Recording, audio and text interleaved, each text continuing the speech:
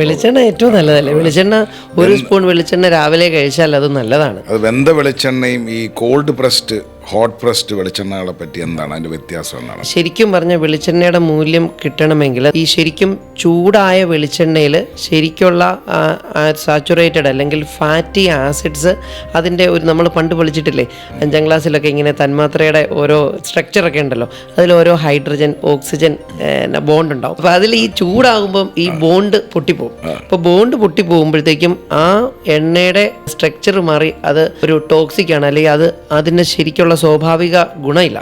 അങ്ങനെ വരുമ്പോഴത്തേക്കും ശരിക്കും പറഞ്ഞത് ചൂടാകാതെയുള്ള വെളിച്ചെണ്ണയാണ് ശരിക്കും നമുക്ക് വേണ്ടത്. അതാണ് ജസ്റ്റ് ഈ കൊപ്രയൊക്കെ ജസ്റ്റ് പ്രസ് ചെയ്ത് അതിൽ നിന്ന് വരുന്ന എണ്ണയ്ക്ക് ശരിക്കുള്ള അൺസാച്ചുറേറ്റഡ് ഫാറ്റി ആസിഡ്സ്, അതായത് നമുക്ക് നല്ല കൊഴുപ്പ് HDL എന്നൊക്കെ നമ്മൾ പറഞ്ഞിട്ടില്ലേ, നല്ല കൊഴുപ്പ് വേണം. ആ കൊഴുപ്പുള്ളത് ഈ നല്ല വെളിച്ചെണ്ണയ്ക്കാണ്.